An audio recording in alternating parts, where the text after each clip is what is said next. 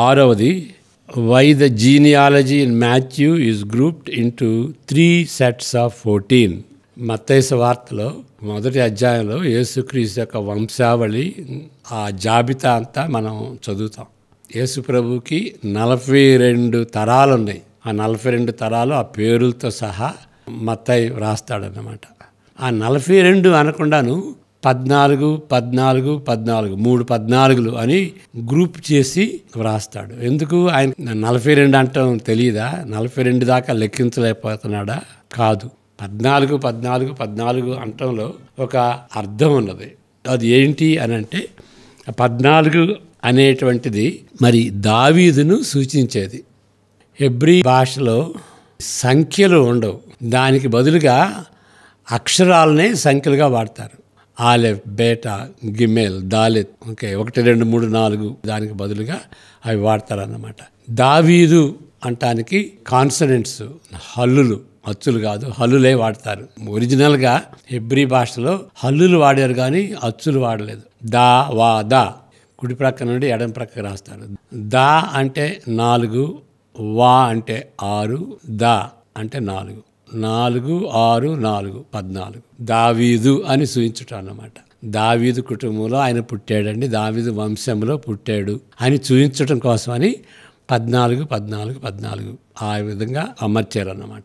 మరి దావీదు వంశంలో పుట్టినట్టుగా అది ఎందుకు హైలైట్ చేశాడు మత్తయి అంటే, దావీదుకి దేవుడు వాగ్దానం చేశాడు, నీ వంశంలో ఉన్నటువంటి వాళ్ళు ఎల్లప్పుడూ రాజుగా ఉంటారు, యోధారాజులుగా ఉంటారు అని, ఎల్లప్పుడూ ఉంటారు అని.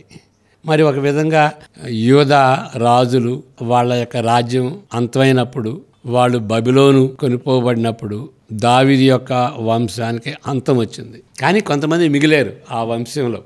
వాళ్ళ ద్వారా యేసు ప్రభు వచ్చాడు అని నిరూపించేది ఈ వంశావళి అని మనం గ్రహించుకోవాలి. ఇంకొక విషయం ఏంటి అని అంటే, ఈ వంశావళి 42 వంశావళిలో 14, 14, 14గా దాన్ని విభజించినప్పుడు ఒకటి వంశావళి కాదు, ఒకటి పేరు కాదు, ఒకటి పీరియడ్, ఒక కాలం.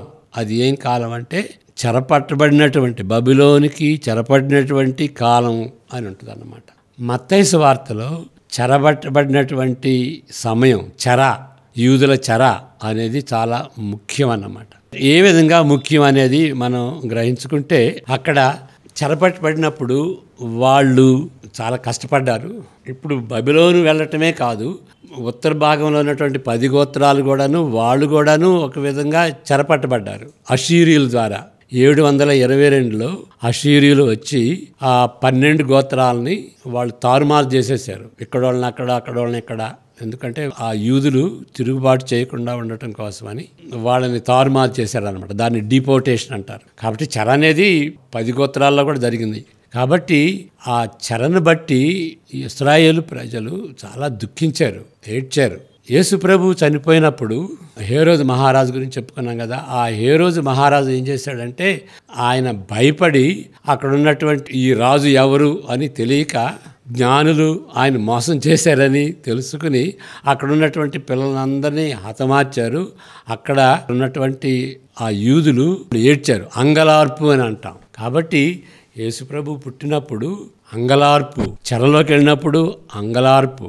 యేసుప్రభు రాకడతో, మెస్సయ రాకడతో, దావీదు కుటుంబంలో పుట్టినటువంటి యేసుప్రభు రాకడతో, ఆ క్రిస్మస్తో ఏం జరిగింది?